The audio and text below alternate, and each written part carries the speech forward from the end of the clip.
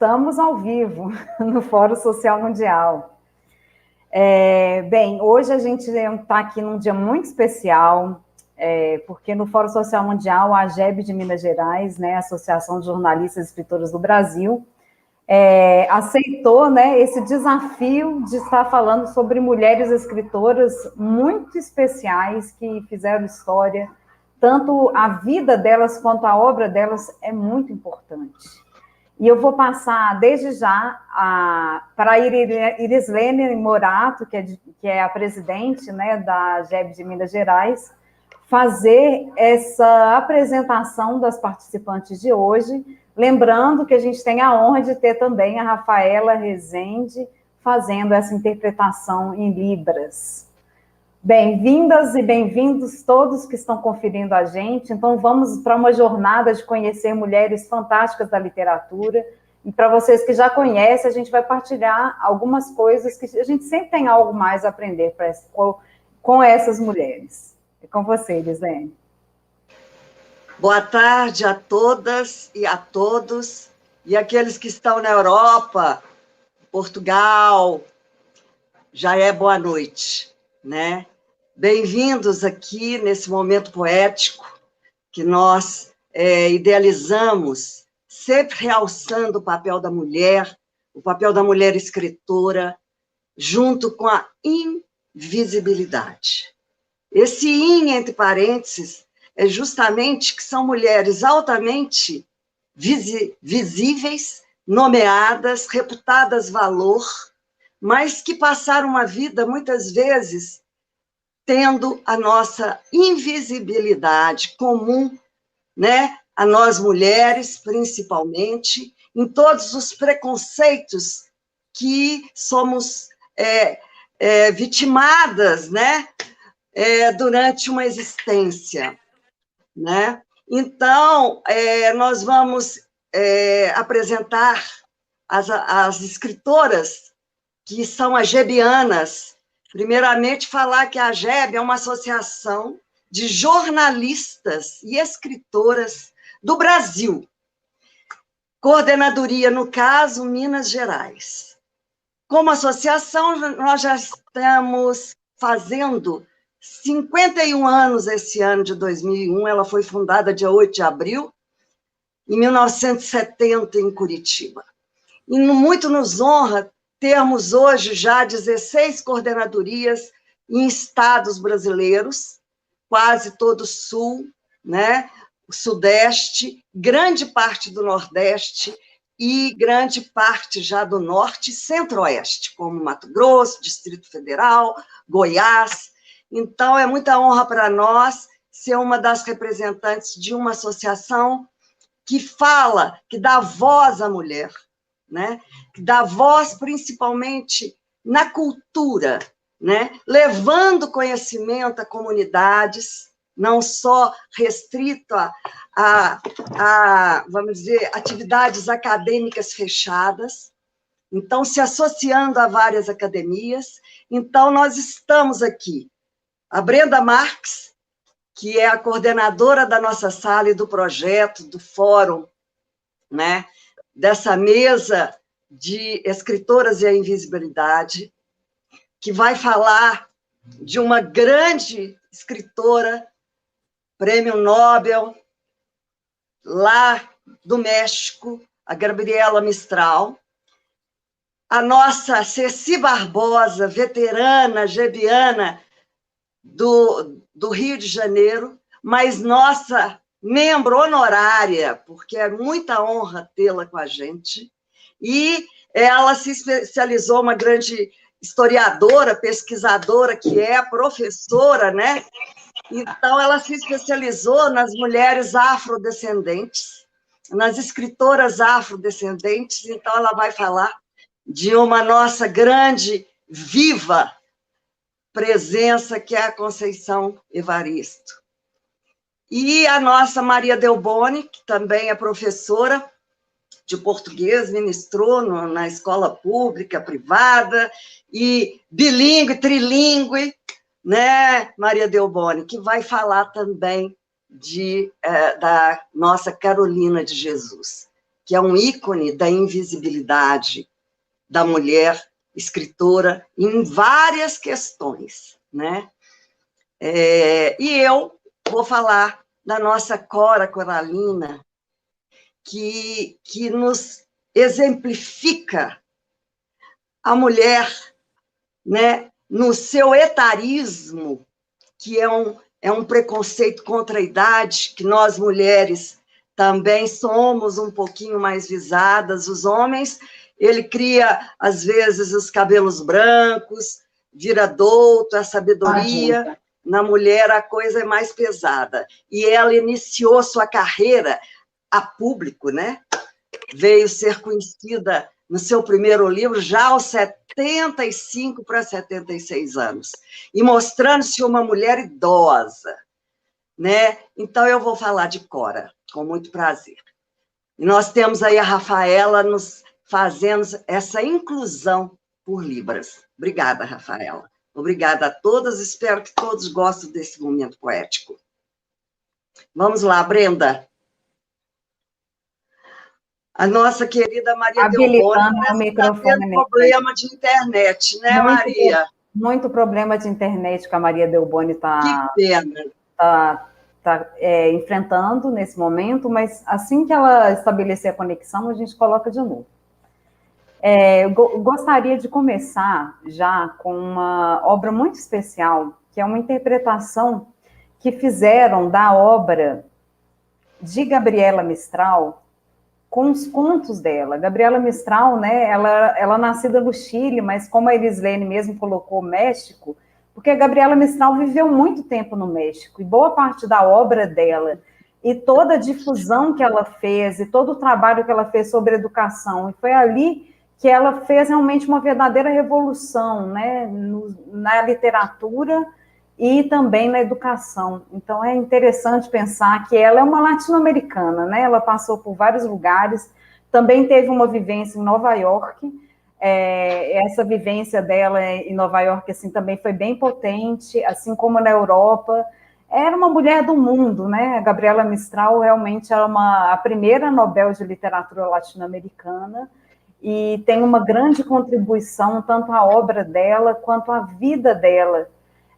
Eu, no Chile, ano passado, exatamente no mês de janeiro, a gente estava realizando o Encontro Internacional da Escritora Migrante, que foi o terceiro encontro realizamos um segundo no Brasil, que chamou carinhosamente Poema, e o do Chile, uma parte do encontro foi realizado exatamente no Museu da Memória, e outra parte no Museu da Educação, Museu da Educação Gabriela Mistral, porque a Gabriela Mistral tem um trabalho e uma contribuição enorme na educação. Ela foi uma lutadora por várias coisas que hoje especificamente no Fórum Social Mundial, a gente está conversando exatamente sobre comunicação, cultura e educação. Essa é a temática do fórum nessa tarde de várias atividades autogestionadas. Tarde e noite, porque depende de onde vocês estão acessando. E lembrando que a Gabriela Mistral tem contribuições importantíssimas na cultura, como educadora, nessa parte de pedagogia. Ela desenvolveu uma pedagogia muito própria, inclusive para populações rurais. Ela desenvolveu, inclusive, propostas também que foram adotadas por alguns governos, tanto no México quanto no Chile, e inspiraram outras propostas de políticas públicas para a educação em vários países e até hoje inspiram.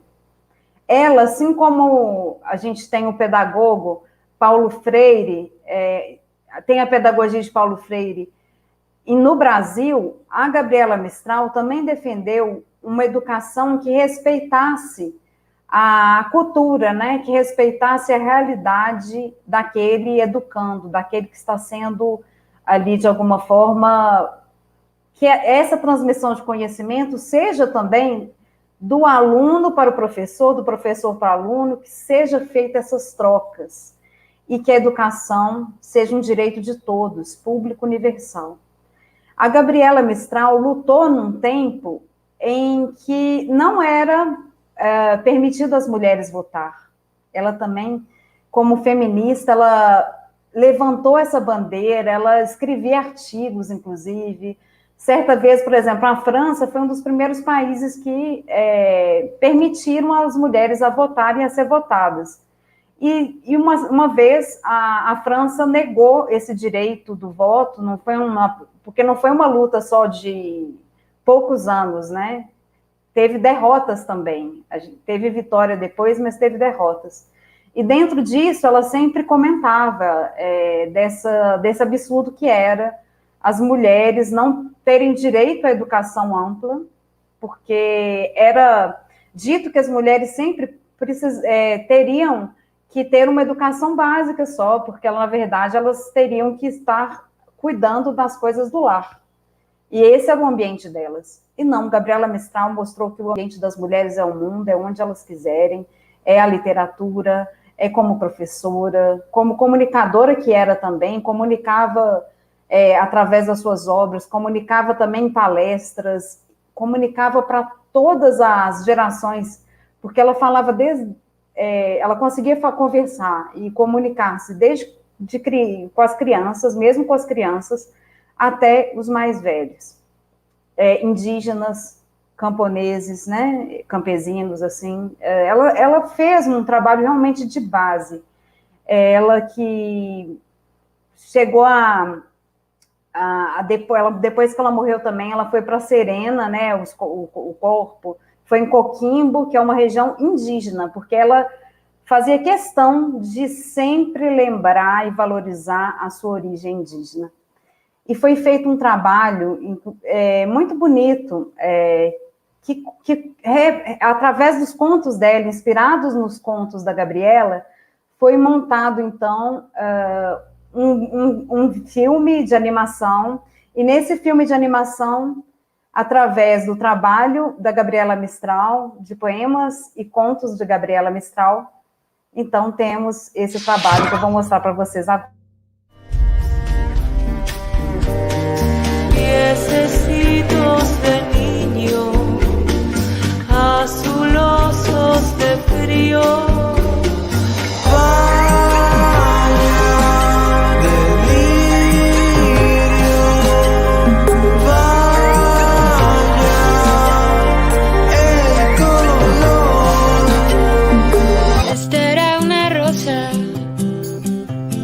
Llena de rocío.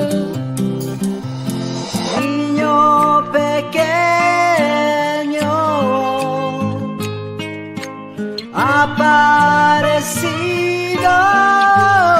Doña Primavera, viste que es primor, viste el limonero y el naranjo en flor. Madrecita mía,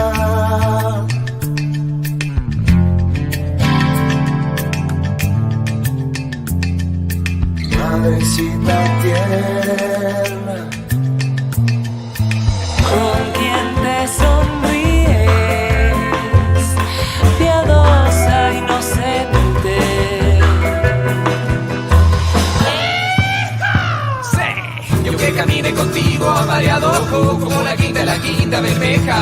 Cuando su seña te pone el pecado, recoge tu alma y el cuerpo te deja. Donde tejemos la ronda, daremos a orillas del mar. La noche desamparó de las sierras hasta el mar. respondió cayendo y cayendo el mensaje de Dios nuestro Señor.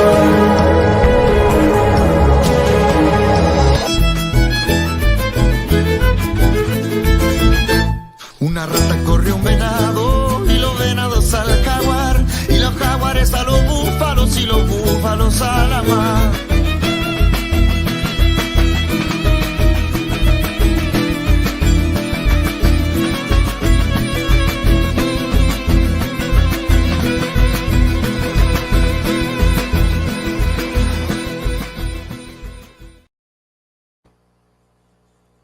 para vocês verem todo esse trabalho que foi feito de interpretação a partir da obra de Gabriela Mistral por animações. E é uma obra que envolve músicos, envolveu uma produção chilena, mas que também conta com participantes do México, enfim, é uma produção que mostra um pouco do que é Gabriela Mistral. A Gabriela sempre valorizava, enfatizava nas suas obras sobre educação, nas suas falas e artigos, a importância de se valorizar essa imaginação da primeira infância, porque muitas vezes a igreja às vezes é castradora, os pais, a própria educação formal, muitas vezes castra na criança essa liberdade e essa libertação que ela consegue ter, né, no mundo da imaginação e todas essas possibilidades que abre o mundo dos contos, esse mundo fantástico. Conhecer Gabriela Mistral, a gente não consegue conhecer, eu acho que assim, é necessário quase uma vida toda para conhecer ela, né? Não é à toa que ela foi a primeira mulher a conseguir, né, a ser reconhecida com o Nobel de Literatura. Ela, chilena, né, nunca negou suas raízes, teve de ir para vários lugares, fugiu de muitas repressões, e a obra e vida dela nos ensina muito até hoje, e é um aprendizado a todos nós e a todas nós que estamos aqui hoje no Fórum Social Mundial. Para quem ainda não viu um rostinho, né, da Gabriela Mistral, aí está ela, nossa Nobel de Literatura, e eu gostaria de indicar um livro para vocês, que se chama Desolação. São poemas de Gabriela Mistral. A partir dessa obra, que foi publicada em Nova York, ela teve uma ascensão na carreira dela. A partir dessa obra, foi sendo cada vez mais reconhecida na literatura.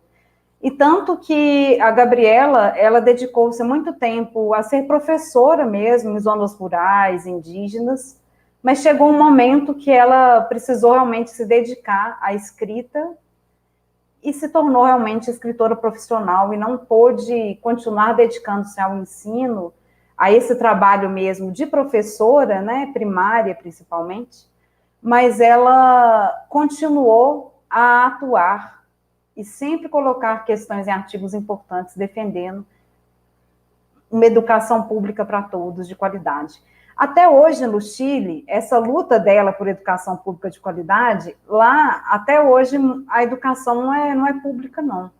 A básica até se conseguiu ser, mas lá no ensino médio, por exemplo, já não tem educação pública. Coisa que no Brasil tem, mas deixou de se ter muito investimento. Então, hoje, que é um dia da gente discutir sobre comunicação, educação e cultura, que a gente possa se inspirar naquelas colocações de Gabriela Mistral, de que é importantíssimo a autonomia através da educação. Ela foi a grande responsável para dar um primeiro impulso para a erradicação do analfabetismo em várias regiões do Chile. E depois ela pôde levar essa experiência para o México também. Ela é uma fonte de inspiração imensa para todas nós mulheres, nós aqui, hoje, né, da Associação de Jornalistas e Escritores do Brasil, porque é uma mesa toda composta por diretoras da AGEB. E eu vou deixar aqui para vocês a obra Desolação, ela foi publicada em vários lugares, né? Eu pus essa publicação que ela foi feita em Nova York, em 1920. Depois foi feita uma edição também em espanhol. Tem essa edição bilíngue, para quem quiser, souber inglês também, quiser adquirir.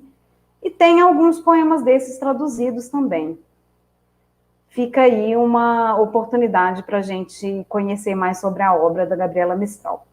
E finalizando já a minha fala, para que as outras participantes também possam, né, seguir com a explanação delas, Eu vou deixar uma obra que chama, um poema dela que chama Besos. Vou fazer a leitura em espanhol e depois faço em português. Hay besos que pronunciam por si solos la sentencia de amor condenatória. Hay besos que se dan con la mirada. Hay besos que se dan con la memoria. Hay besos silenciosos, besos nobles. Hay besos enigmáticos, sinceros. Hay besos que se dan solo las almas. Hay besos por prohibidos, verdadeiros.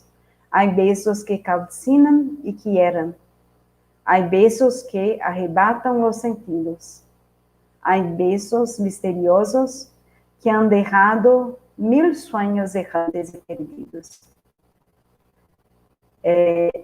Eu, à medida que eu estou colocando aqui esse poema, eu estou vendo que não dá para ver a Rafaela interpretando, né? Então, eu vou tentar explicar um pouco esse poema, porque aí vocês veem a Rafaela interpretando. Então, toda nessa poética da Gabriela Mistral, que ela colocou sobre os beijos, e ela foi recriminada muitas vezes por colocar o erotismo em muitas poesias dela. Ela foi, né, ela foi considerada também, né, teve fase dela que era mais erótica. E tudo isso era negado à mulher, né? A mulher não podia ser educada, não podia ter direito ao voto, não podia ter direito à sua sexualidade, né? A sexualidade dela teria que pertencer ao marido. E a Gabriela Mistral quebrou isso tudo, inclusive, né, pelos biógrafos dela, colocam que quando ela foi para Nova York, inclusive, ela encontrou lá uma companheira, e ela teve um relacionamento com essa companheira. Isso é o que os biógrafos dizem. Mas, de toda forma, o que a gente sabe é que a Gabriela Mistral era uma escritora, e como pessoa, ela era de um amor imenso por todos os povos. E é isso que eu queria destacar da Gabriela Mistral nesse momento. Temos muito mais a falar sobre ela, conhecer da obra. E essa obra Besos é isso, que os beijos, muitas vezes, trabalham com nossa memória. Eles ficam como se fossem nos nossos ossos, muitas vezes, né? Esse calcifica é como que se eles fossem colocados nos nossos ossos, marcados. É assim que tem beijos de todos os tipos. E como eles trazem toda essa memória, essa recordação, e esse sentido do corpo, e também de tudo que tem significado poético na vida e nesses relacionamentos. Enfim, Gabriela era do mundo, e é muito bom a gente, aqui no Fórum Social Mundial, estar compartilhando um pouco sobre ela. Conheçam a obra da Gabriela Mistral, leiam, vejam mais sobre a vida dela, há documentários, a maioria está em espanhol, mas é possível buscar alguns com legenda também. Então, fica aí a dica para vocês. Com vocês. Que ano que ela ganhou o Prêmio Nobel?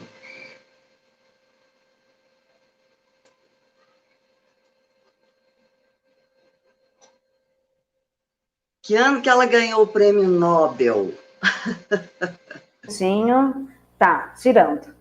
Então, ela ganhou o Prêmio Nobel em 1945. Se você pensar que é um período assim, de guerras, né? E ela seguiu carreira diplomática, foi perseguida, inclusive, quando foi morar na Itália, ela foi perseguida, não deixaram que ela pudesse assumir o consulado na Itália, porque era um período de perseguição de Mussolini, né, do fascismo italiano.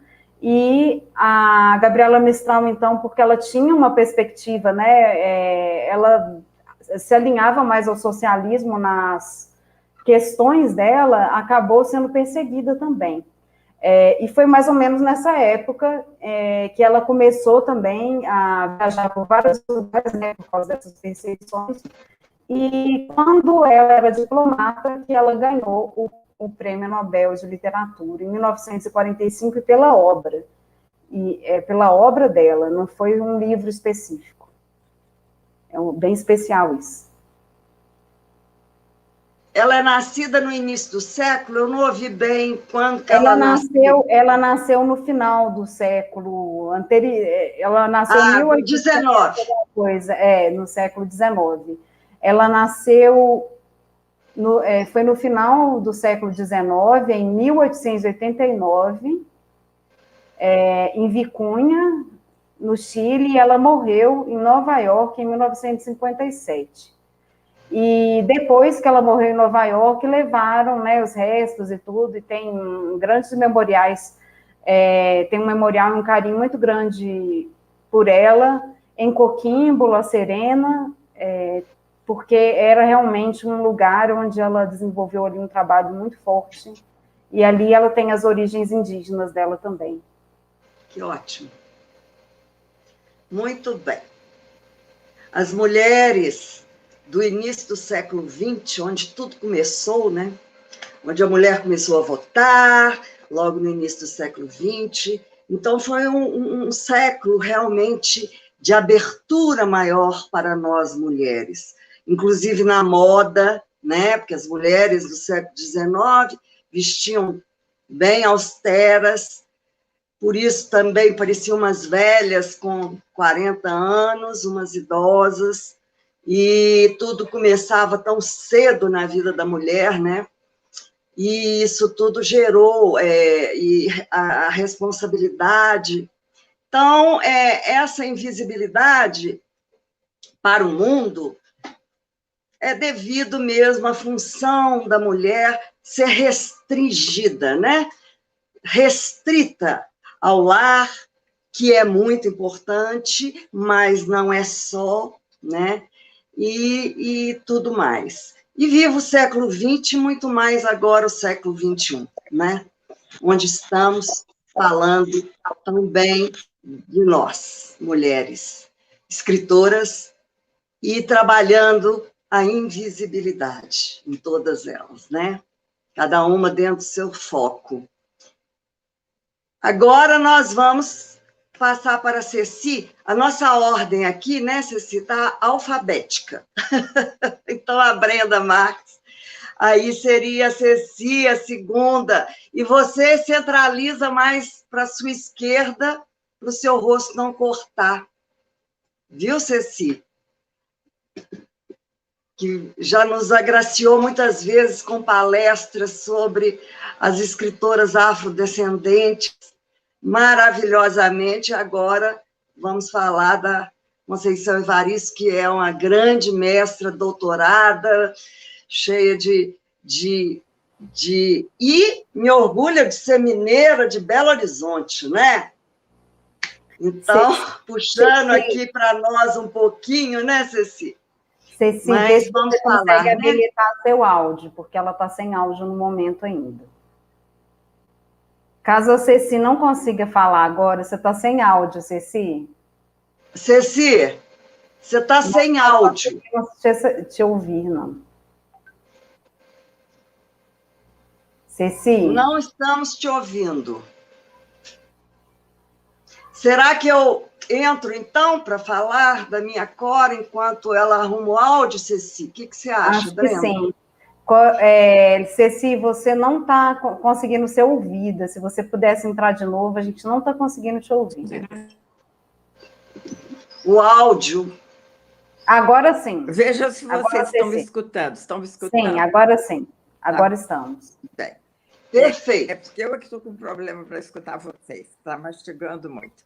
Bem, então, em primeiro lugar, eu quero agradecer muito essa oportunidade de estar aqui com vocês, minhas amigas egebianas, e cumprimento a todos os que estão nos assistindo também.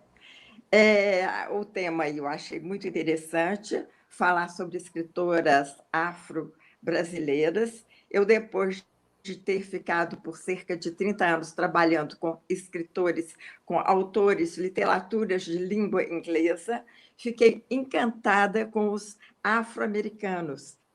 Então, no momento em que eu parei com meus compromissos profissionais, em 2011, eu me dediquei a estudar os afro-brasileiros. E realmente eu fiquei surpresa de ver a grande quantidade de maravilhosos escritores e escritoras afro-brasileiras que nós temos. Neste momento em que existe essa grande preocupação em conseguir assegurar à mulher um lugar de visibilidade na sociedade, nós vamos procurar abordar esse tema, lembrando, em primeiro lugar, de que as mulheres, de maneira geral, sempre tiveram grande dificuldade para assegurar o seu lugar no mundo todo, e aqui no Brasil não foi diferente. Então, nós tivemos sempre esse grande trabalho, desde o século XIX, com tentativas para mudanças em termos do trabalho, dos direitos trabalhistas, da igualdade de direitos com os homens e o direito a voto. E no campo literário não foi diferente. As mulheres sempre tiveram que se bater muito para conseguir o seu lugar. E esse problema da invisibilidade das mulheres no campo literário vem desde o século XIX.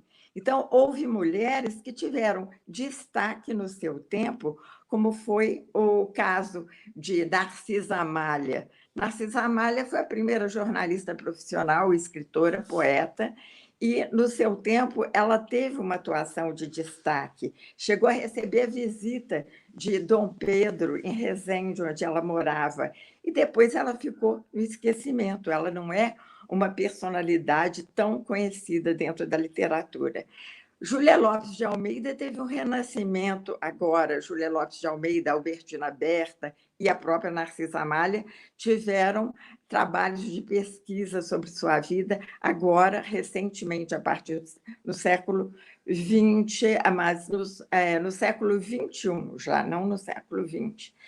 E entre as afro-brasileiras, a situação sempre foi muito mais difícil, porque, além do problema de gênero, há o problema racial, o preconceito racial, e envolvendo, na grande maioria dos casos, também os problemas econômicos. Então, em relação às escritoras afro-brasileiras, nós podemos citar um problema de invisibilidade que ocorreu com a Maria Firmina, que, tendo sido a primeira mulher afrodescendente a escrever um romance abolicionista, Úrsula, ela passou depois mais ou menos um século no esquecimento. Então, só na década de 70, no século XX, é que ela ressuscitou. Então, graças a um acaso, que foi um escritor que encontrou num sebo no Rio de Janeiro a versão original do romance Úrsula, e daí é que veio a redescoberta da Maria Firmina. Então, essa questão das invisibilidades sempre perseguiu as mulheres, e principalmente, então, no caso, as afrodescendentes. Atualmente, tem havido, então, uma grande preocupação com isto, e a partir de 1960, digamos, houve um reinício da busca por essas mulheres afrodescendentes que eram escritoras bastante desconhecidas. Houve, em 1960, o fenômeno editorial, que foi a Carolina Maria de Jesus, que a Maria Del Boni vai falar sobre ela, né? Depois, na década de 70, a redescoberta da Maria Firmina. A partir daí, em 1978, com um movimento surgido em São Paulo de escritoras e escritores afrodescendentes que estavam cansados de ficar mimeografando, foi o tempo dos mimeógrafos, mimeografando os seus escritos literários distribuídos pelos bares em São Paulo.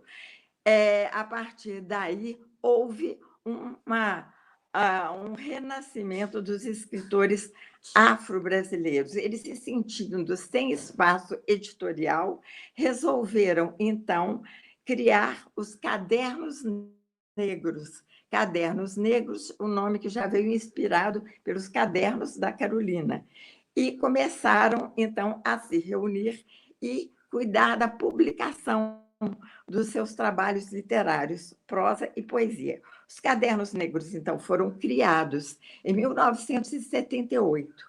Os criadores dos Cadernos Negros foram Luiz Silva Cuti, que é um escritor importante que nós temos, com a melhor formação intelectual, doutor pela USP. Nós tivemos o Oswaldo de Camargo, e entre as mulheres escritoras de grande importância, como a Esmeralda Ribeiro, a Miriam Alves, que é uma escritora premiadíssima também, e em 1990, a Conceição Evaristo, pela primeira vez, publicou um poema nos Cadernos Negros, que foi o poema Vozes Mulheres.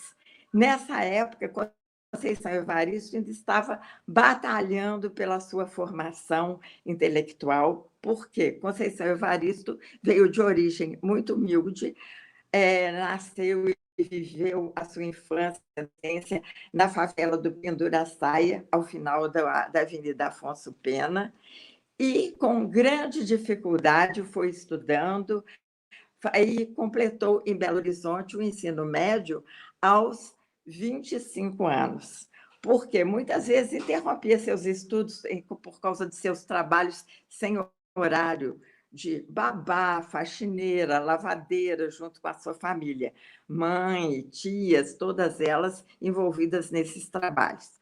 E a Conceição Evaristo, então, aos 25 anos, ela conseguiu finalmente terminar o ensino médio, foi para o Rio de Janeiro e fez lá o concurso para o magistério, começou a dar aula no ensino público e continuou se dedicando aos estudos simultaneamente. Então, foi fazer o curso de letras, depois especialização, mestrado, doutorado, tudo isso a longo prazo, porque sempre sofrendo com os percalços da vida. Então, só em 2007, mais ou menos, 2010, que ela acabou o doutorado, defendeu a sua tese de doutorado. Antes disso, ela já tinha projeção, já tinha visibilidade no exterior. Ela já tinha sido convidada para palestras e falar sobre a cultura africana e sobre literatura na Alemanha, em várias cidades da Europa, na Áustria, e na Itália, e também aqui no Brasil que ela tinha esse desconhecimento muito grande. Ela ficou alguns anos em viagens pelo exterior. Nessa época, ela já estava nos Estados Unidos, a Miriam Alves, que é outra grande escritora afrodescendente muito importante e que já tinha contactos lá nos Estados Unidos. E depois, voltando ao Brasil, em 2003, ela publica a sua primeira obra, que foi o romance Ponciá Vicêncio. Na verdade, Ponciá Vicêncio não foi o seu primeiro romance escrito. O seu primeiro romance foi Becos da Memória, mas por problemas burocráticos, ela tinha recebido a promessa de uma publicação pela Fundação Palmares, mas depois, por problemas burocráticos, não houve essa publicação e a obra ficou engavetada por 20 anos. Em 2003, ela conseguiu a publicação de Ponciá Vicêncio, que foi, então, o seu segundo romance escrito. E depois teve uma segunda publicação, em 2006, quase simultânea com a publicação de Becos da Memória. Em Ponciá Vicêncio, Conceição Evaristo, com muitas idas e vindas do presente ao passado, fala sobre a história da escravidão. É um trabalho em que ela coloca memória e contemporaneidade, porque ela vai simultaneamente falando sobre a principal personagem, Ponciá, que é uma jovem do século XX, sai da Vila Vicêncio, onde morava, vai para o Rio de Janeiro e começa a trabalhar como empregada doméstica. Ela tinha aprendido a ler no tempo em que alguns missionários estiveram em Vila Vicêncio, e sempre pensava que, através seu conhecimento da leitura e da escrita, ela poderia melhorar de vida. É isso que ela espera conseguir no Rio de Janeiro. Mas lá também ela tem uma série de problemas, e inclusive problemas de distúrbios mentais. Ela vai ser afetada por momentos de vazio, de alheamento completo, o que não é compreendido pelo seu marido. Então, esses problemas simultaneamente se misturam com esses casos da violência doméstica tão comuns na contemporaneidade. Então, é agredida pelo marido, ela sofre 7 abortos. Então, todos esses percalços tão comuns na vida de afrodescendentes aqui no Brasil, na nossa sociedade. E, ao mesmo tempo, o romance vem entremeado com fatos históricos, são as lembranças da escravidão que lhe tinham sido contadas pelo avô, pelo pai. Eles tinham vindo, o avô tinha vindo da África justamente para o Brasil, onde foi ser escravo da família Vicêncio. E mais uma prova de invisibilidade é que esses africanos que aqui chegavam como escravos, eles não tinham a sua identidade própria, né? Eles assumiam o nome dos seus proprietários. Então, Ponciat também se revoltava muito com a questão do seu nome, Vicêncio, porque não era um sobrenome da família. E ela não gostava de Ponciat também, que ela achava que o acento agudo perfurava o seu ser como se fosse uma faca a agredi-la. Então, esse romance vai contando todos esses problemas e misturando os fatos da vida contemporânea com a história. No outro romance, Becos da Memória, eu acho também um romance belíssimo, porque ela fala muito sobre os problemas de moradia dos quais a gente tem notícia frequentemente pela mídia, na televisão, quando existem essas invasões em favelas, destruições ou de imóveis que foram ocupados ilegalmente, mas que precisam, então, de ser desocupados repentinamente. Aqueles moradores são enviados para locais que, às vezes, vão desestruturar uma vida que já estava mal organizada, mas que tinha algum sentido, por causa de um trabalhinho perto, algum conhecimento ali, então enviados para longe. Então, Becos da Memória, ela fala sobre essa situação do desfavelamento, quando a favela, isso tudo tem uma ligação com a favela em que ela morou, a Pendura-Saia, que foi destruída lá em Belo Horizonte. Então, Becos da Memória, ela retrata a favela em que é invadida por tratores que vão destruindo os barracos, e aqueles personagens são todos retratos de pessoas que ela conheceu. Então, tem o Bondade, que era um dos moradores da favela, que era uma pessoa boníssima, tem o Alírio, que é um que já trabalhava, tinha um emprego e trabalhava, era parte de um sindicato, que já tem algum conhecimento dos seus direitos, tem o tio Totó, que provavelmente teria sido o tio com quem Conceição Evaristo morou por algum tempo, porque como ela tinha 9 irmãos, aí essa tia Filó e o tio Totó tinham uma situação um pouco melhor, então, para desafogar um pouco a casa, a Conceição Evaristo foi morar com eles por algum tempo. Então, esses personagens todos dizem respeito a pessoas que ela conheceu. Então, daí que vem o termo da escrevivência, quando ela diz que ela escreve sobre coisas e pessoas que ela conhece. Depois desses 2 romances, ela publica o seu primeiro livro de poemas. O seu primeiro livro de poemas, então, já foi publicado em 2008, é o Recordações, a obra poética dela. Então, é o Poemas da Recordação e de Outros Movimentos, então, que foi publicado em 2008. Nesses poemas também nós notamos essa ligação entre história, escravidão e contemporaneidade. Daí o poema Vozes Mulheres, que aborda um assunto que é muito frequente na obra de escritores e escritoras afrodescendentes, a ancestralidade. Então, em Vozes Mulheres, ela vai fazendo reminiscências, trazendo reminiscências que vêm desde o tempo da sua bisavó, partindo depois para a sua avó, quando ela fala: a voz de minha bisavó ecoou criança nos porões do navio, ecoou lamentos de uma infância perdida. E parte depois para outra geração, falando de sua avó. A voz da minha avó ecoou obediência aos brancos, donos de tudo. A voz de minha mãe ecoou baixinho, revolta no fundo das cozinhas alheias, debaixo das trouxas, roupagens sujas dos brancos, pelo caminho empoeirado da favela. Então, aqui ela aborda a nova marginalização do sujeito negro.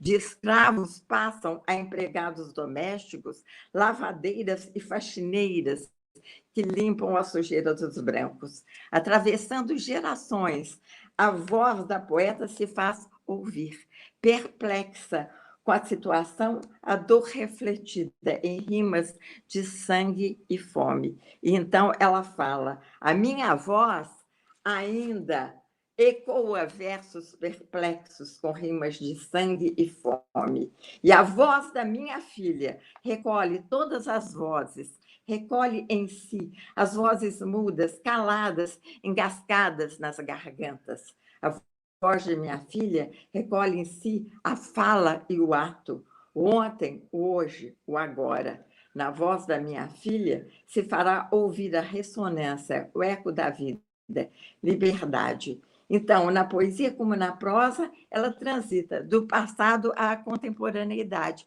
porque há outros poemas em que ela aborda problemas muito da contemporaneidade, como o caso das crianças que sofrem abuso sexual, as meninas que fazem aborto precocemente, os meninos que vão vendendo balas correndo perigo no meio do trânsito. Então, todos esses problemas são abordados também na sua poesia.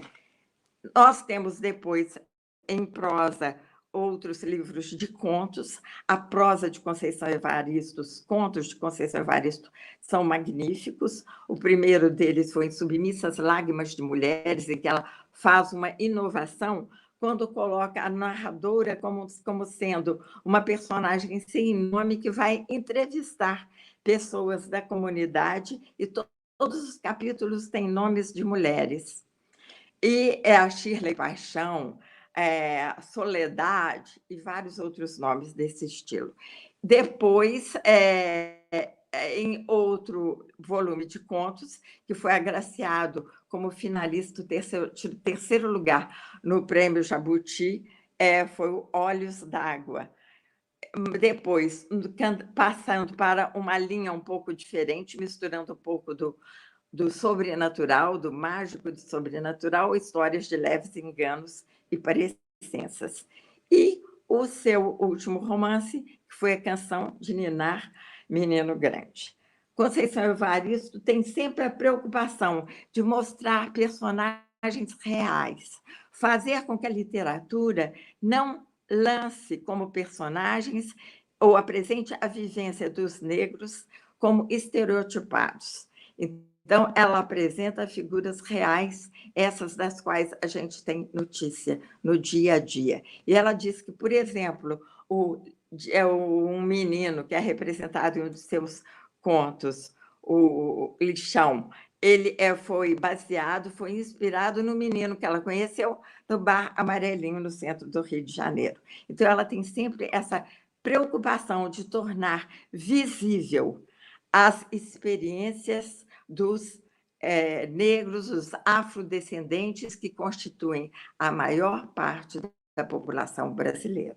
Muito obrigada.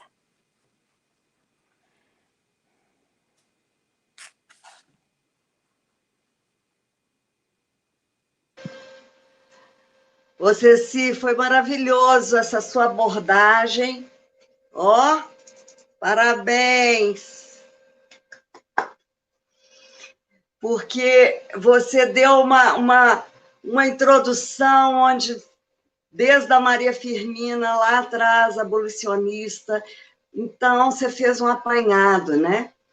Passou pela Carolina de Jesus, que a Maria Delboni vai falar, e mostrou, é claro, que o escritor escreve sempre muito de si, das suas vivências, da sua caminhada.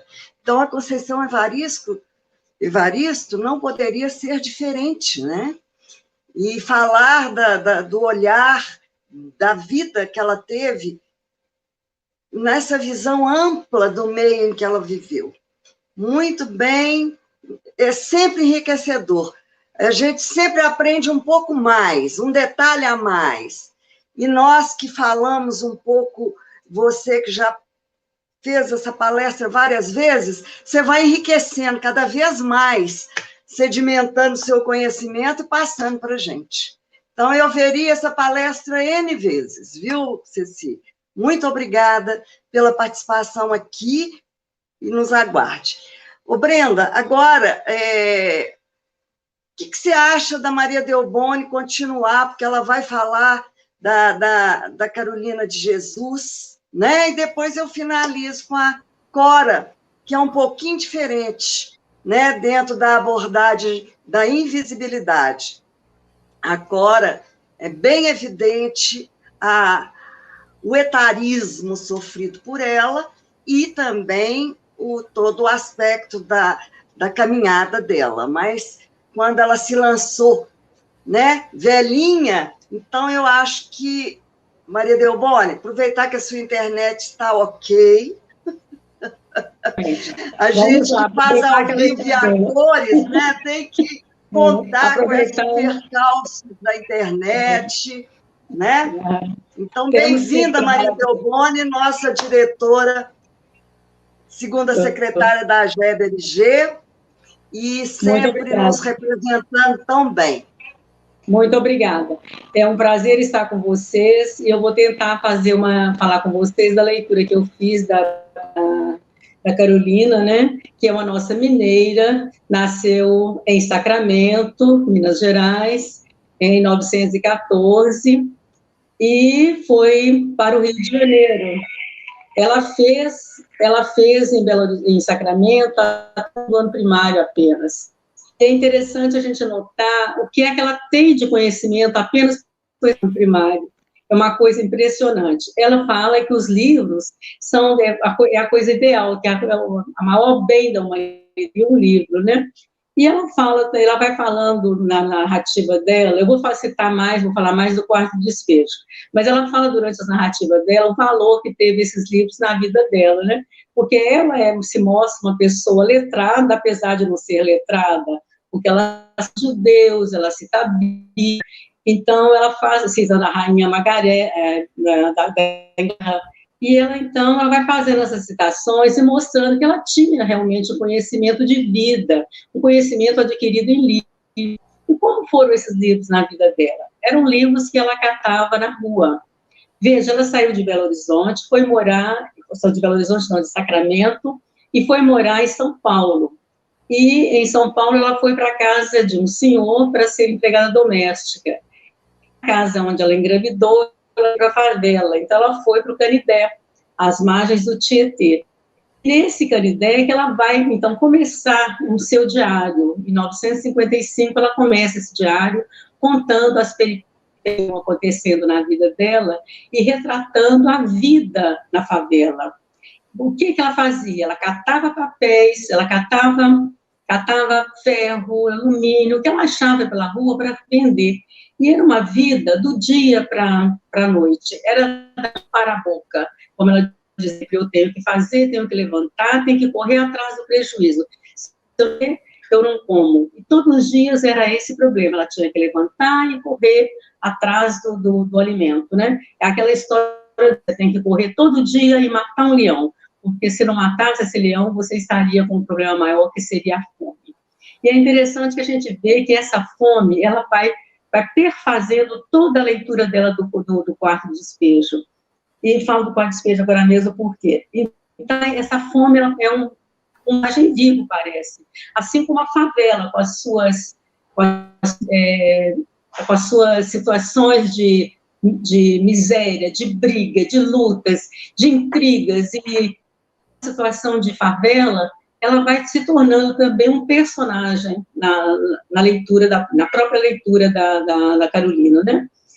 E é interessante a gente verificar que, como eu disse, como ela não teve estudo, foi só segundo ano primário, como ela tinha uma perspicácia para descrever esses sentimentos, descrever lutas pela sobrevivência. E a coisa maior que aparece no livro, realmente isso, a sobrevivência, era a fome. A fome era grande, a fome gritava, e ela tinha que ir para a rua para trazer o alimento para casa. E há dias que ela falava assim, eu não tenho nada para comer, vou dormir com fome. Dormir de barriga vazia é terrível. E ela acordava, e ela falava, eu tenho sempre debaixo do travesseiro o papel e o lápis para que eu possa escrever. E ela ia escrever. E as pessoas, não que as pessoas achavam estranho o fato de ela estar escrevendo, mas ela estava sempre escrevendo, contando a vida na favela. Há um tempo na biografia dela, eles dizem que ela, nessa encontro do patrão, enquanto ela era empregada doméstica, ela tinha acesso a uma biblioteca, e que ela frequentava essa biblioteca e deveria ter lido, por exemplo, Escravizaura, do Bernardo Guimarães, mas eu acho que ela deve ter lido também o Luiz de Azevedo, o Cortiço, porque os retratos que ela fala do seu quarto de despejo remetem ao Cortiço do Aloysio. Inclusive, alguns personagens, por exemplo, o seu Romão, que é aquele que se enriquece lá no Aloysio, no Cortiço, é aquele que se enriquece grandemente com roupas, com ruas.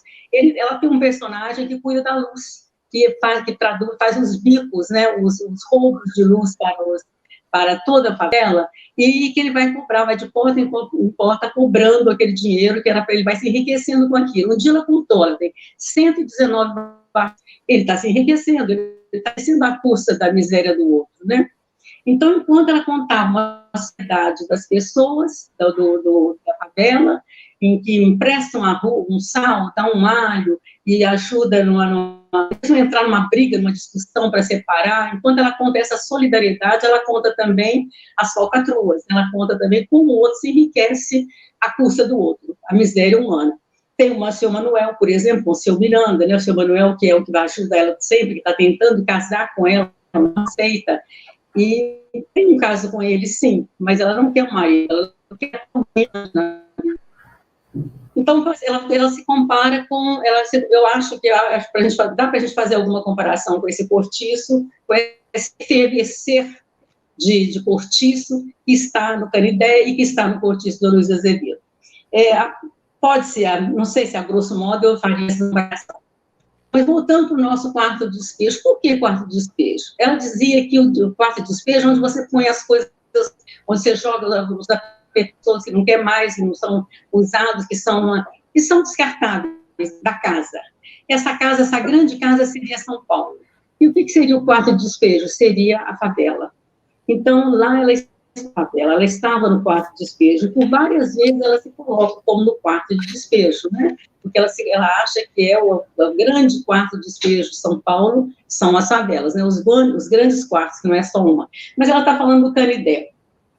Então, enquanto ela vai mostrando o envelhecer da vida dentro da favela, ela vai também aquele outro lado, eu já falei do lado do enriquecimento, agora vou falar do lado do político. Ela faz uns contrapontos sempre com a política. Na época de eleição, o político vai na favela e promete, eu vou fazer isso, eu vou fazer aquilo, vou ajudar, e beija os meninos e cumprimenta, e depois de ganhar a eleição, ele desaparece, ele não é... a favela desaparece da vida dele, não tem essa preocupação, esse compromisso com a favela. Isso a gente nota nos políticos até hoje, né? Nordeste, que também é um colégio eleitoral, né? Eleitoreiro, né? Que os políticos vão e fazem essa campanha toda, sabe que há um descompromisso depois. Existe também aquele outro lado da política, que eles forneceram as bolsas fornecer as bolachas, que ela conta lá no livro, né, que eles davam dinheiro, bolacha, davam uma festa, ele ia fazer uma festa, mas para que aquilo? Tudo para mostrar, tudo para mostrar que ele era bom, que ele era bonzinho, podiam votar nele, e depois isso não acontecia. Outra coisa que me chamou a atenção no Cortiço, ainda com relação a Carolina, é a persistência dela, né? Ela não para de escrever. Quando ela para, que a gente vê no diário, que é um salto de um mês para o outro, lá na frente, né, aquele salto, mas ela volta a uma cidade muito grande, uma persistência muito grande. E ela continua escrevendo. E ela só é reconhecida, por acaso, um jornalista vai fazer uma entrevista na favela, e é o Audálio, nome dele diferente, né, Audálio Dantas, ele vai fazer essa entrevista e conversa com ela e descobre, pede para ver os cadernos dela, ela mostra aqueles cadernos, aqueles rabiscos, e ele acha interessante e diz assim, olha, eu vou dar uma de editor, dar uma repaginada aqui e vamos publicar. Essa parte, não sei se ficou bem claro no livro, se aconteceu antes ou depois, em que ela manda esses cadernos para os Estados Unidos, e diz, ninguém quer editar, ninguém quer editar realmente. A gente sabe disso, da luta do escritor no Brasil, e acho que no mundo todo, de mandar o seu original para uma editora e ser recusado. Quer dizer, ninguém quer realmente assumir aquela impressão dos livros, né? Porque a gente sabe que a impressão é muito cara. O que acontece, então, que o autor, ele é um autor independente, no Brasil, principalmente, então a gente faz as nossas edições. E ela queria alguém que bancasse a edição dela, e ela vai tentar, ela tenta nos Estados Unidos, ela tenta, mas ela não consegue. E esse jornalista, ele vai dar caminho nesse livro dela, e esse livro vai ser editado. Então, em 1960, ele é publicado. E ele é publicado e tem mais de 1.000 exemplares vendidos. Ele é traduzido para 16 idiomas. Então, é um sucesso de bilheteria, é uma coisa fenomenal.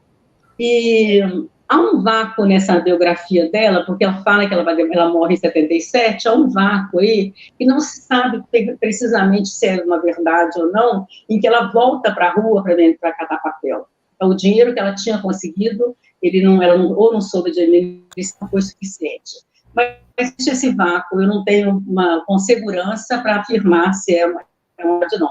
Eu li 2 biografias delas, nas 2 falam sobre isso, mas uma terceira não fala. Então, eu não tenho certeza se vão realmente para as ruas para catar papel. Mas morre cedo, em 77, né, morre cedo. E ela escreve mais livros, ela tem provérbios, que ela tem uns provérbios bem interessantes, ela faz um livro de provérbios, que ela faz os pedaços da fome, que ela vai publicar em 1963. Eu achei essas citações dela, não sei se está no livro de provérbios, mas ela tem uma citação muito interessante no Quarto Despejo, que ela fala assim, vocês brancos se entendam. O que ela queria dizer com isso? A gente fala muito isso até hoje, né? Vocês brancos se entendam. O que ela queria dizer? Era um episódio da carne no açougue. Ela vai comprar a carne e existem os pedaços do boi que eram nomeados, né? Alcatra de dentro, alcatra de fora, filé mignon. E ela fala assim, veja só, a vaca é um ruminante qualquer, de repente morre, e os brancos vão dar nome para nomes. Bom, vocês que são brancos se entendam, eu não quero saber disso, não. Deixa para o problema de vocês, né? E ela tem esses provérbios. E outra situação também, que a gente está falando da situação dela ter se escolarizado com os livros, que ela pegava na rua os livros, ela usava tanto para ler quanto para escrever. Aqueles que tinham folhas em branco, os cadernos, ela escrevia. E os demais serviam para leitura.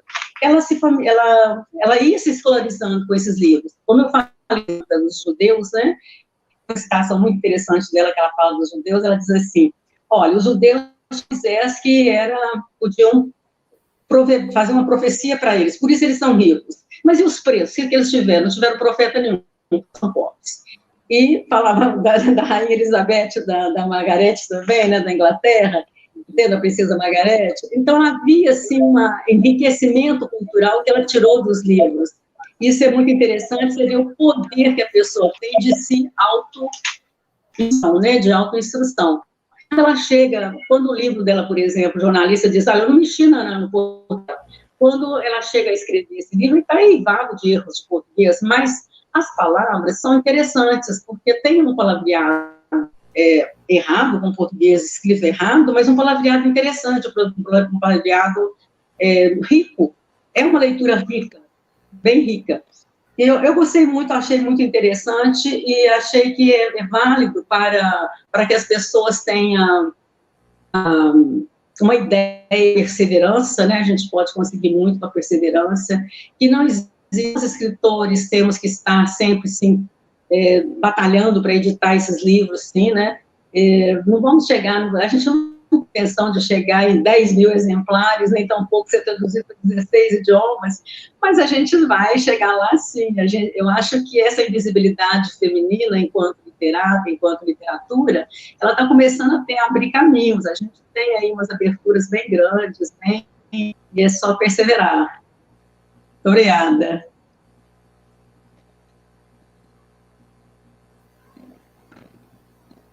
Prontinho, Maria Delboni. Pronto, muito obrigada pela atenção.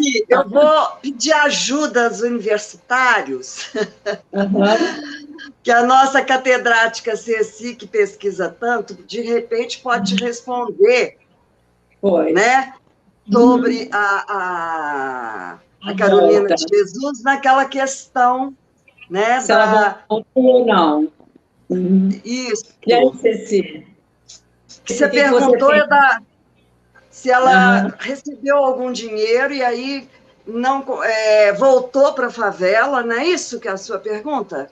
Não, ela recebeu dinheiro, sim, ela ganhou muito dinheiro, ela vendeu muito bem, ela vendeu 10 mil exemplares, ela teve dinheiro, sim, mas ficou uma dúvida, porque houve uma biografia que eu li e que disse que, antes dela morrer, ela voltou para a rua para papel, quer dizer, que ela ficou pobre. Isso não adiantou nada ela ter vendido tantos livros se ela não chegou a ficar rica. Ou então não soube administrar o dinheiro. Mais outras duas eu li, não falava, não tocava nesse ponto, não dizia se ela havia voltado para a rua. Então a pergunta é, você sabe se ela voltou ou não voltou para a rua para catar papel? Seu microfone, Ceci, você ouviu a pergunta da Maria Delboni para você? Parece que ela não está ouvindo, né, Brenda? Ela não está ouvindo tão bem. Ah, não está ouvindo. Ceci, você tem uma pergunta para você. Já ouvi falar. Parece que ela não está ouvindo bem, não. Que pena, eu queria essa resposta. Eu não estou agora sim entendendo nada do que vocês falam. Ceci, a minha pergunta era o seguinte, no final... Está mascado? Vamos ver se melhora. No final da vida da Carolina, voltou para a rua para vender papéis, ou ela conseguiu ficar bem até morrer em 73? O que você acha? O que você sabe disso? Ela não está ouvindo. Aqui, vai no chat. Aí depois ela responde. A vida da Carolina. Tá bem. Tá bem. A Ceci está com o problema do áudio, né? Ela não está ouvindo, né? Que pena, direito. Espero que o público aí todo esteja ouvindo. Então, Brenda, aqui, parabéns, Maria Delboni. Achei que eu já ouvi a palestra da Ceci sobre a Carolina, e você abordou detalhes do livro, né? E a abordagem, eu gostei desse paralelo aí demais, né? Do Cortiço. Da comparação com a literatura que ela, com certeza, deve ter lido, que ela parece semelhante, né? Você falou, me fugiu aqui. A Luísa Azevedo, Cortiço. No Cortiço, pois é. Que eu li já esse livro, li no passado, mas me lembro bem. Então, tem semelhanças que que é sempre assim. É claro que nós, escritores, escrevemos baseado em muita coisa que a gente leu, né? Sim. E permeando, inclusive, estilos que a gente acha que está mais adequado para a gente, né? Então, aborda a temática. Então, o cortiço tem tudo a ver, né? Com essa abordagem. A temática é uma só. A temática é uma só. Enquanto o cortiço é elemento vivo, a favela é elemento vivo, né? Que o cortiço era a favela, a fome como um elemento vivo. Como ela está, é uma linha que corre no livro todo, né? Ela está toda hora, ela é um elemento vivo. Então, a gente pode fazer essa contrabalanço, sim. Quer dizer, eu fiz. Mas você, muito bem, que eu acho que cabe a nós interpretarmos muito aquilo que a gente lê, principalmente pelo próprio conhecimento que a gente já tem, e de outros autores semelhantes, né?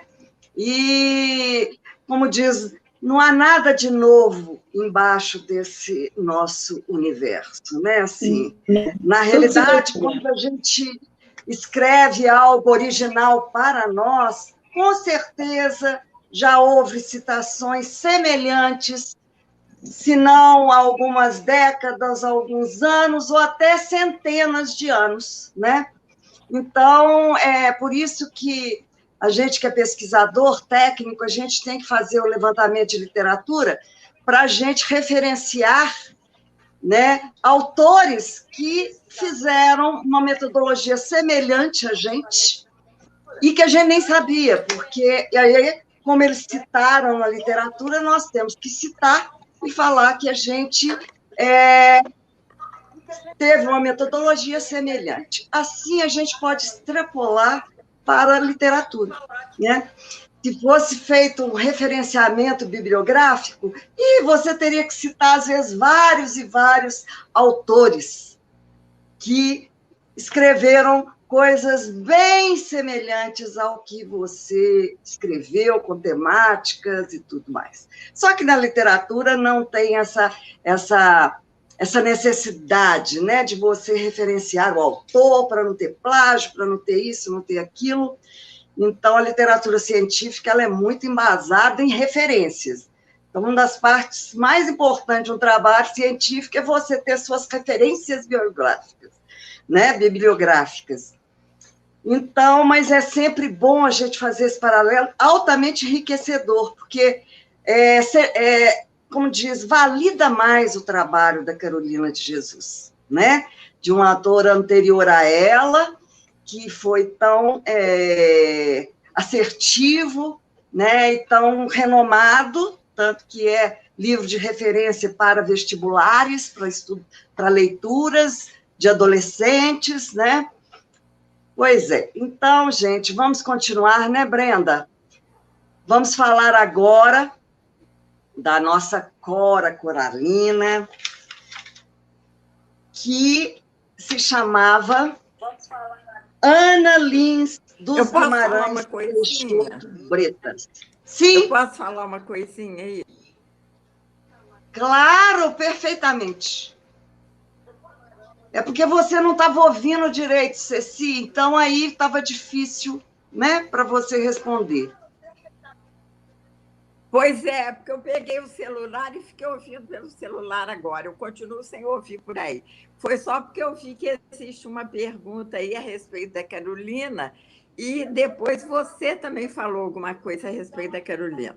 Então, seria... ela morreu certa dificuldade financeira, eu já tinha perdido bastante daquele dinheiro que ela ganhou com aquela grande edição de quarto de despejo, então fez vários maus negócios, não estava bem de vida, e morando num sítio no interior de São Paulo, eu esqueci o nome, não é Barreirinhos, é Palheirinhos, um nome mais ou menos assim, que eu estou meio esquecida do nome, Palheirinhos, ou não é algo parecido com isso, Palheirinhos. E então o final dela de vida foi assim, uma situação mais melindrosa. E uma coisa que eu queria aproveitar para falar também é que ela teve a Conceição Evaristo menciona a influência que ela teve. Como eu não entendi direito, não sei nem se foi citado isso aí. Se a Maria falou alguma coisa a respeito da Carolina como tendo influenciado quer dizer, que a Conceição teve grande interesse na obra da Carolina. Então, esse fato da obra memorialística da Conceição Evaristo pode ter vindo de alguma influência da obra da Carolina, que é essencialmente calcada como um trabalho de memória, né? Bom, o que eu percebi que tinha sido falado aí, que ligava uma coisa com a outra, foi isso. Desculpa ter interrompido, mas não queria intrometer no seu início, tá? Desculpa. Absolutamente, Ceci. Foi pertinente, foi importante. E coloca o telefone aí para você ouvir direitinho e dar mais essas participações importantes, que é sempre enriquecedora vindo de você, né? Aqui, então vamos voltar à nossa Cora, né? E teve participação, então, Islene, inclusive teve participação aqui da Regina também, colocando, a gente tem muita participação importante que a gente vai ressaltar no final, mas tem uma participação da Regina aqui complementando, que a Carolina de Jesus, no final da vida dela, né, sim, teve dificuldade financeira, mas morreu num sítio, né, e que ela não voltou a morar nas ruas, mas teve essa dificuldade financeira, morreu aos 62 anos, é isso mesmo, em um sítio onde ela residia, na periferia de São Paulo. Eles que a Regina estava complementando. Pois é, Regina, eu agradeço a participação da Regina, que é uma grande amiga, entendeu?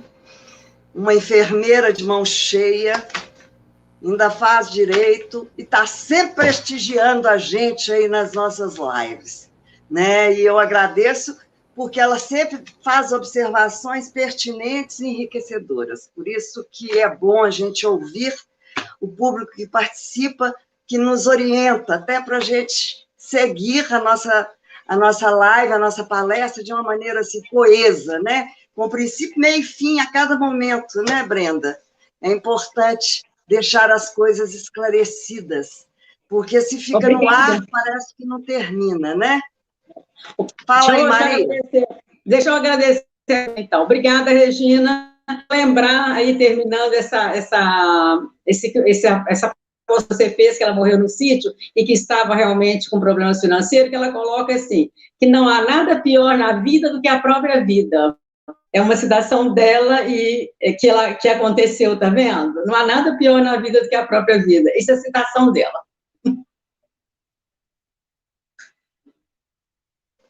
Olha, é uma citação amarga, né? Mas é um ângulo de visão que é a vida dela, né? Porque você se vê num quarto de despejo, imagina só, e ter esse olhar, e ter essa, né, essa capacidade de transcender, é uma qualidade quase que crística, né? Então, a gente tem que ver que ela tem que falar o real, né? Ser realista também.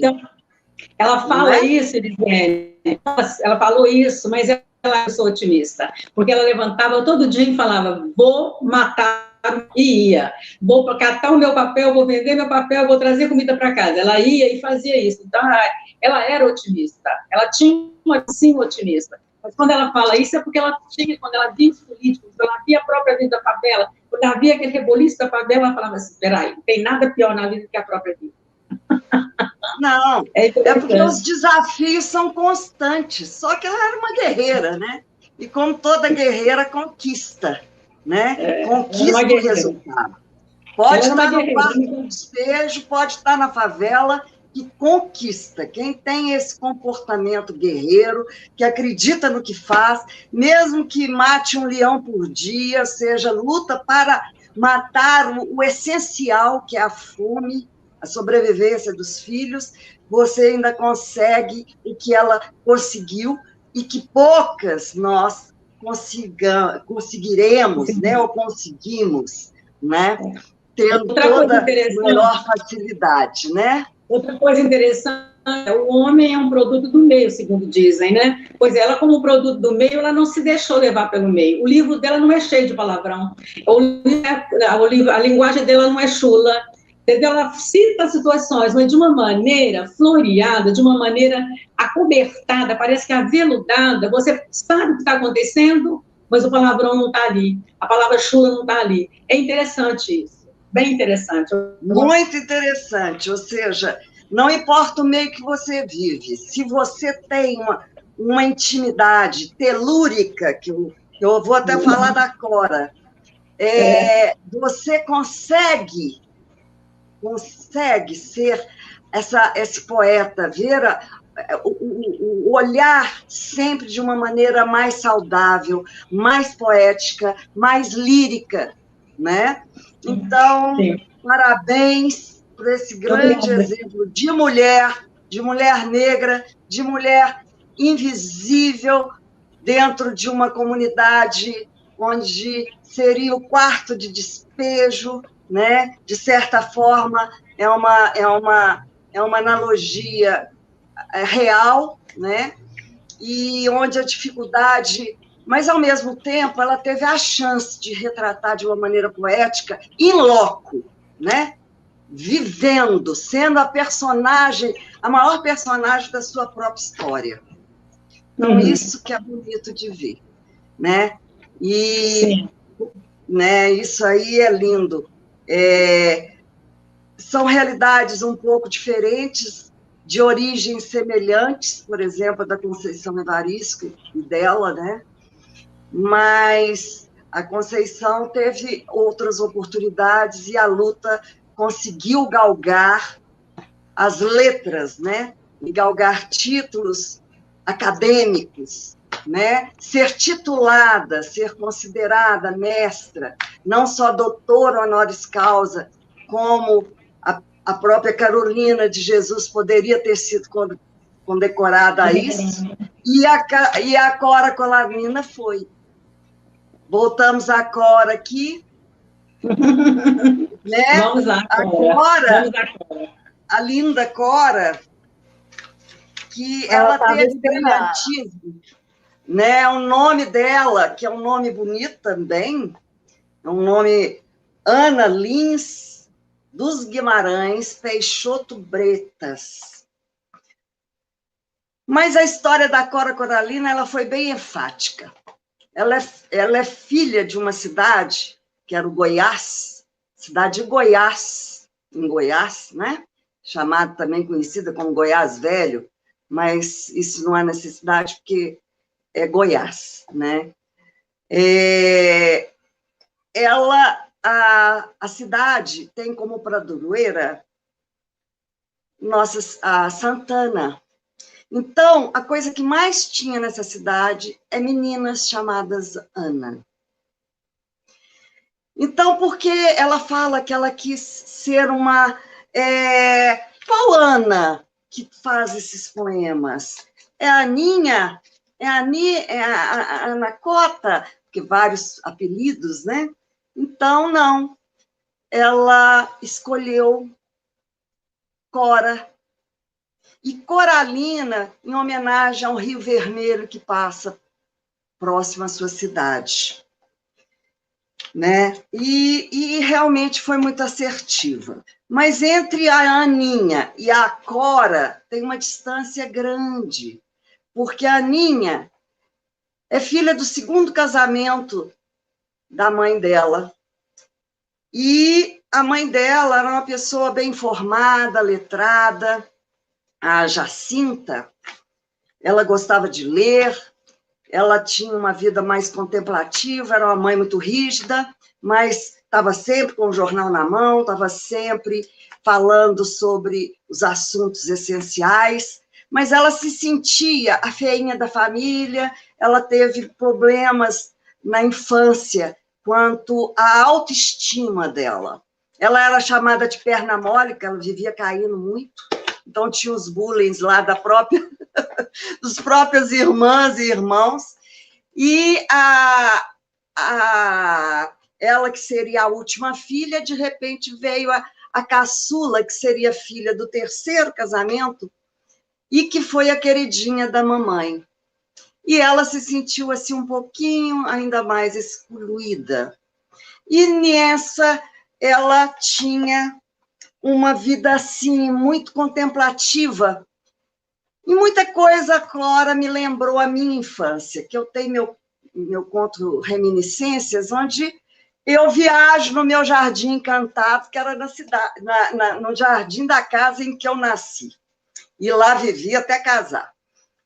Então, ela também ficava contemplando os bichinhos, a bica, e viajando nas flores, nas árvores, e já menina, tendo aquela coisa assim mais contemplativa, mais com uma veia mental muito rica para uma criança, né? Mas, ao mesmo tempo, muito tímida, fechadinha e tal. Aí ela nasceu, a minha simpatia assim, por ela e até uma certa, vamos dizer assim, semelhança, ela é do dia que eu nasci, gente, 20 de agosto, né? 20 de agosto de 1889. E com seus 11 anos, devido à perda do pai, porque o pai, que era um desembargador, de Tribunal de Contas do Ministério da Secretaria de Contas do Estado de Goiás, né? Ele faleceu logo que ela nasceu. Então, eles começaram a passar dificuldades.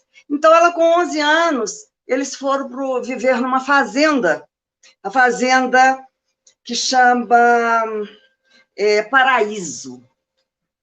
Até que para ela foi meio que paraíso, porque lá que ela descobriu o ar telúrico dela.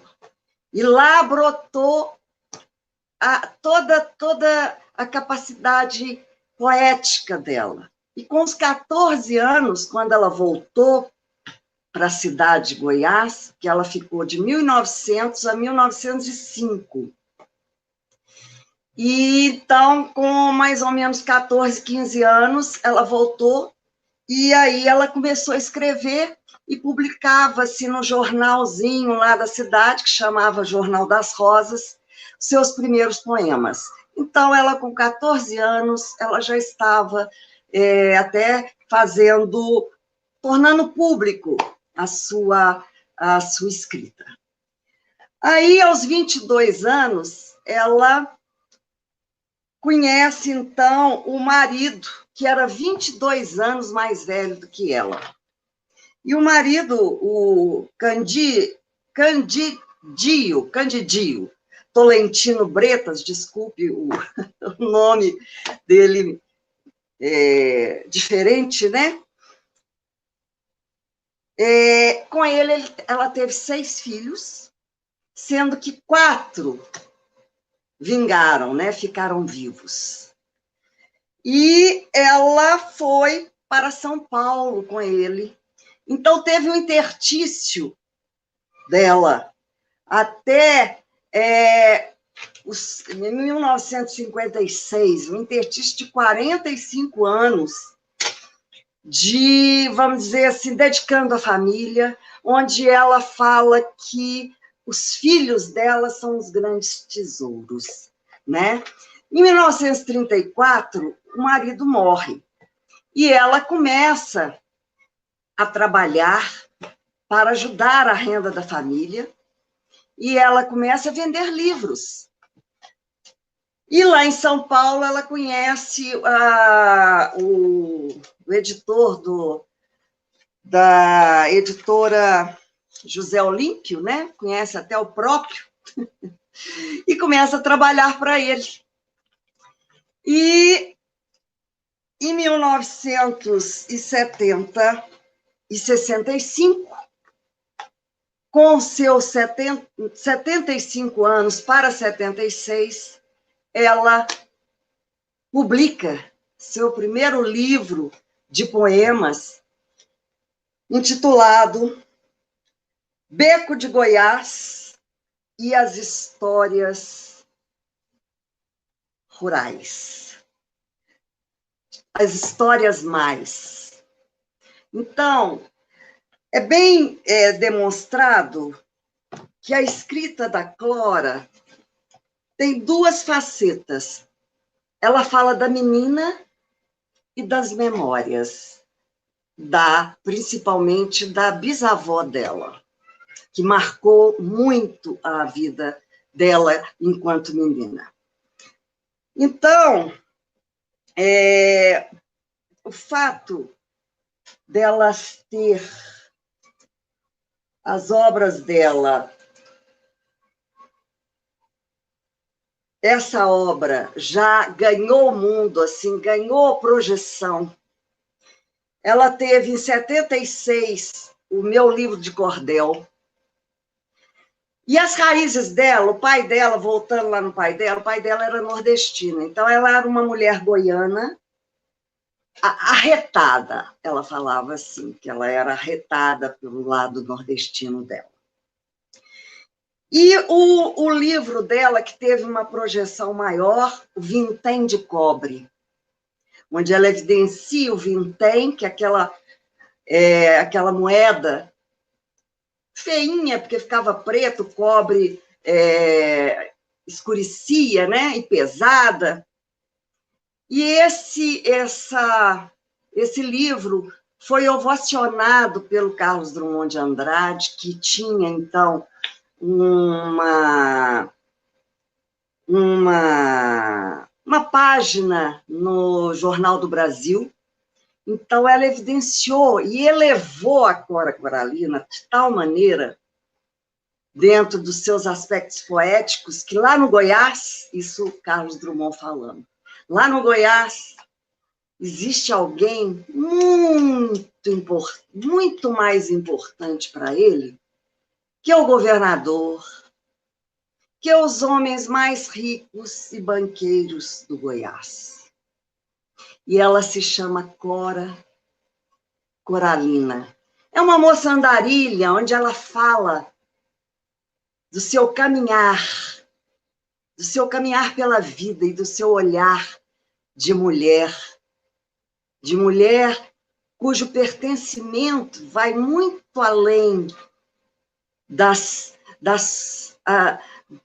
coisas ditas, onde ele ouviu coisas que não se ouve normalmente.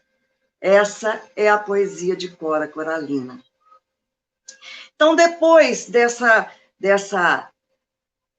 evidência do Carlos Drummond de Andrade, que inclusive nos ajudou em muitos poetas, né, em muitas escritoras, principalmente mulheres, porque ele também teve uma nossa escritora, que é a Adélia Prado, que foi empurrada pelo Carlos Drummond de Andrade, foi validada, né, foi valorizada. E aí, a invisibilidade menor. Tem um quadro que eu achei muito interessante de Cora, é quando ela foi fazer uma palestra. E ela, em vez de vestir toda bonitona, né, que ela foi convidada para fazer uma palestra numa escola estadual e que tinha elementos da cidade, da política da cidade. E aí ela se sujou toda de terra e foi de lenço. A filha dela falou: minha mãe, como é que você vai assim num local? Não, eu quero mostrar que não é só rico que sabe, que conhece a vida. Eu quero mostrar que na humildade, na simplicidade, tem muita coisa bela, muita coisa bonita.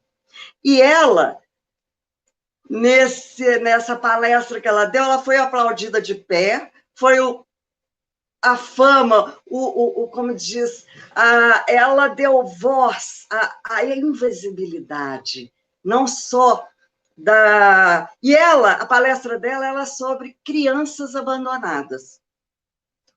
Então, ela falava do menor, da criança, mas ela pela postura dela, ela representou, né? Ela fez uma representação onde calou, né, toda a retórica dela, de sabedoria, né? Que ela fala que na escola você aprende o saber, mas é na vida que aprendemos a sabedoria. Então, essa fala de Cora, né? Porque ela, quando ela foi para a fazenda, lá atrás, ela só tinha 2º grau de estudo, 2 anos. Foi interrompido porque ela teve que ir para a fazenda. Quando ela voltou, que ela terminou, e ela fez só o curso primário. E ela, mesmo só com o curso primário, ela, em 1983, ela ganha o prêmio Juca Pato e também foi considerada doutora honoris causa, que é um prêmio que é dado para os autodidatas, os merecedores autodidatas, aqueles Islene, estudiosos, né? Oi. Islene, desculpa te interromper, eu não escutei esse prêmio direito. Você pode falar, repetir, por favor? É Oronó... porque o nome é Juca Pato. É um nome que a UB, que é a União Brasileira dos Escritores, desculpe, dos escritores de São Paulo, dá todo ano a um escritor. Em 1983, foi a Cora Coralina que ganhou da UB de São Paulo. E chama Juca Pato. E ela também teve a Ordem do Mérito Cultural, que é uma ordem honorífica, né? Dada a personalidades brasileiras e estrangeiras como forma de reconhecimento às suas contribuições à cultura do brasileira, né? A cultura. E, então, ela, graças a Deus, viveu até 95 anos, que ela veio a falecer dia 10 de abril, né,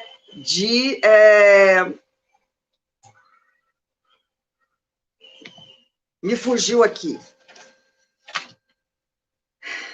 1985, gente, vamos fazer a conta matemática.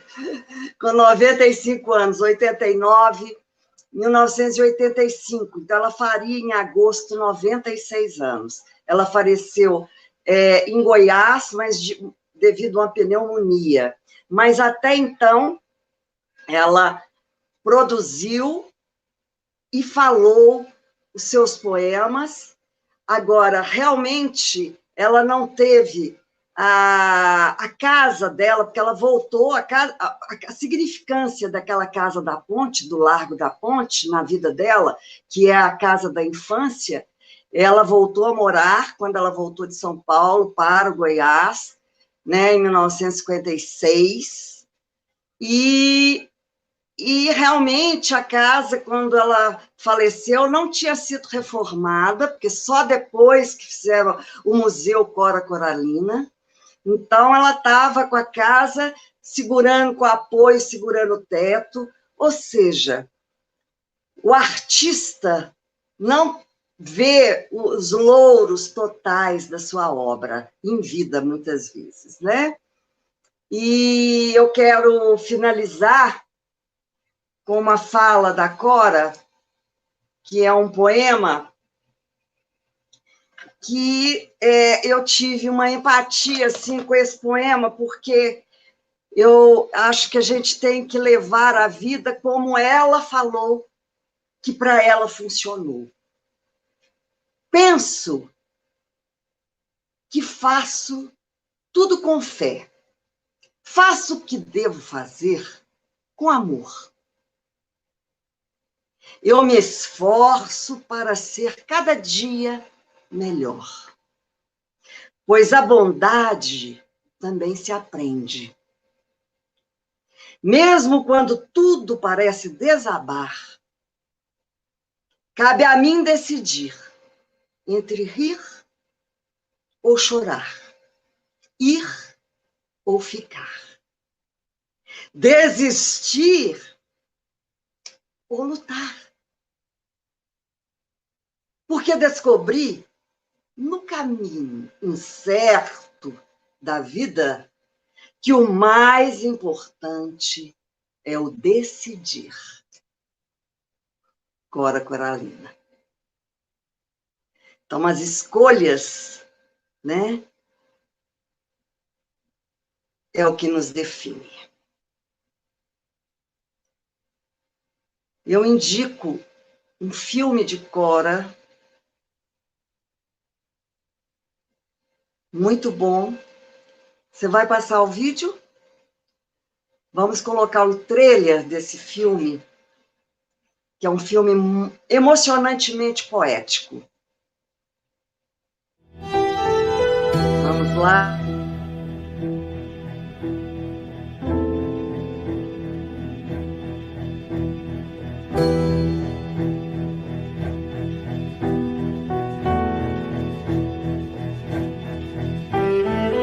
Minha vida, meus sentidos, minha estética, todas as vibrações de minha sensibilidade de mulher têm aqui suas raízes.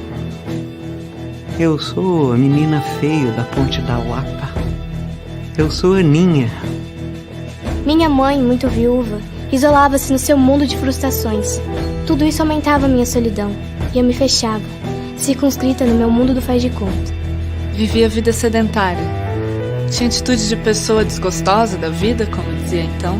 Apegava-se também com interesse resignado e tranquilo ao feito de um crochê de linha muito fina e ponto muito aberto, que nunca vi terminado.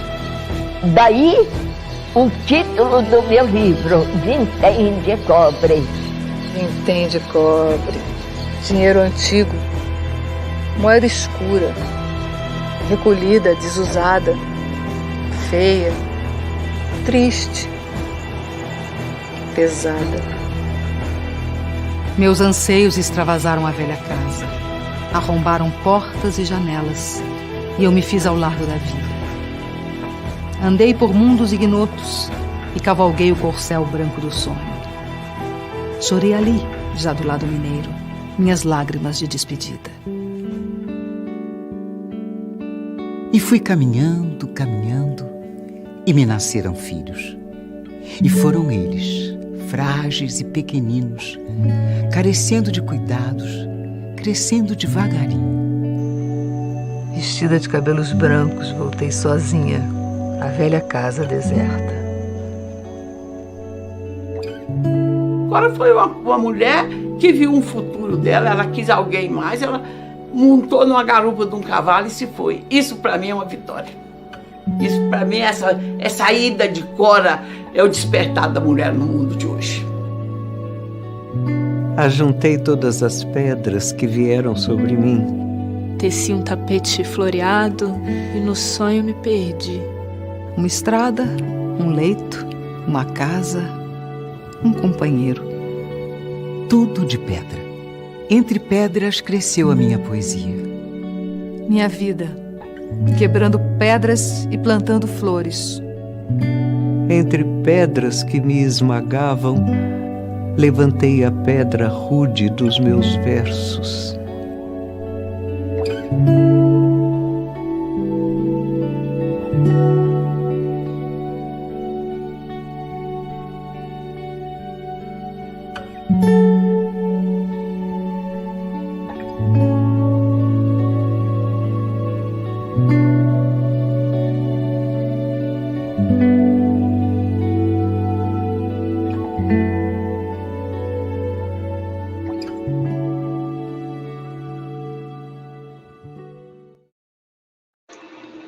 Pois é, gente, olha aí que lindo.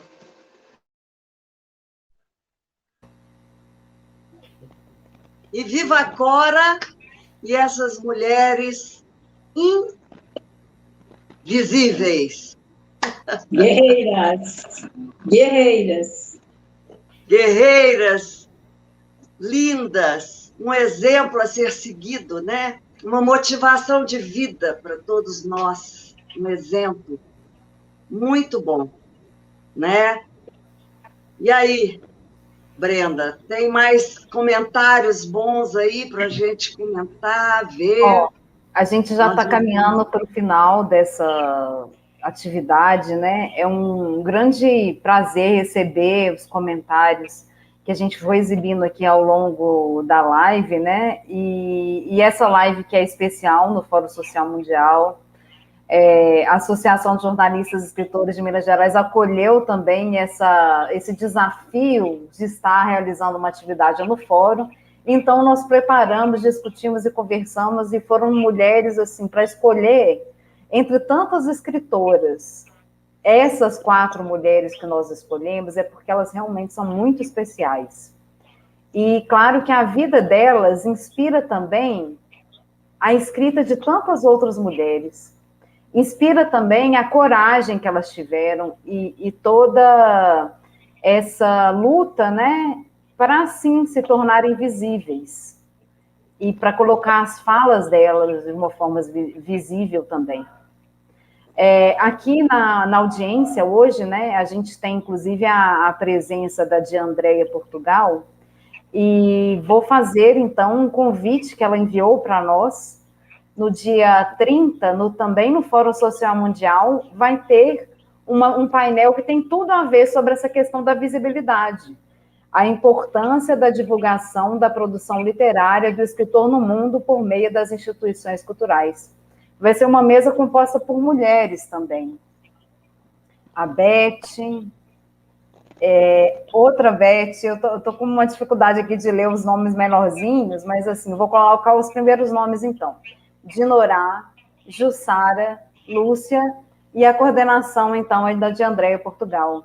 Não percam, então, no Fórum Social Mundial, essa mesa que vai ser realizada às 2h, no horário do Brasil, porque tem muitos outros horários, né? O fórum, ele está sendo marcado com um horário central, então, sempre quando a gente marca atividade, está todo mundo tendo um pouco de, às vezes, assim, para ver, né, o entendimento. Não deixem de olhar, quando verificar as atividades do fórum, que muitas vezes vai estar marcado 3 horas para frente, porque é o horário central que está sendo definido. E depois tem que ver que o nosso horário é sempre 3 horas a menos do que esse horário central. Falo isso porque muita gente teve dificuldade de saber, né, perguntou se nossa atividade ia ser às 4 horas da tarde, ou então às 7, porque passa 3 horas depois, e aí a gente fica nessa confusão.